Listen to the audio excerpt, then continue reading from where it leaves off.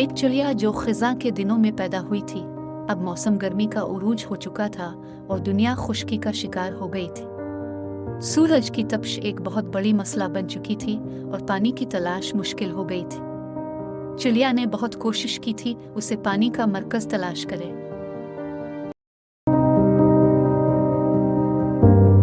वो सबसे पहले घास के मैदानों की जानिब पड़ोसी हुई मच्छर भरती तलाश की, लेकिन कोई भी मच्छर नजर नहीं आए। वो चिड़िया फिर खेतों की तरफ जाए कि पानी का कुआं या कोई नहर मिल जाए, लेकिन कुछ भी नजर नहीं आया। खुश्क सरजमीन पर आकर चिड़िया के पंजे खस्ता पड़ गए। वो फिर से हवा में उड़ने की कोशिश करने लगी, लेकिन शिद्दत बढ़ती गई और उसे सूरज की लिपट से बहुत तकलीफ होने लगी। चिड़िया के दिल में एक उम्मीद की किरण जल रही थी। अचानक इसने बीच के ठंडे फलों की पत्तियां देखी जो चिड़िया के करीब जमीन पर पड़ी हुई थी। वो जीवन के मैदान में बाग को देखने के लिए फिर से उड़ गई। जीवन के बाग में फूलों की खुशबुएं चिड़िया को खुश करने लगी। वो इस बाग में घूमने लगी और पानी के पेवारी में डाल दिए।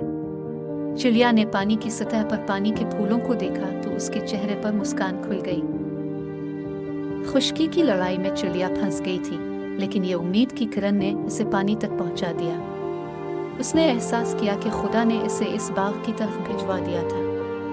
अब चिड़िया दुनिया की इस खूबसूरत तबीयत के हकदार की तरह हर रोज पानी का एहसास करती थी। इस कहानी से हमें यह सबक मिलता है कि हमें हकदारी की तरफ लूटना चाहिए। हमें माँ बाप की इनायत और दुनिया की खूबसूरती का कदर करनी चाहिए।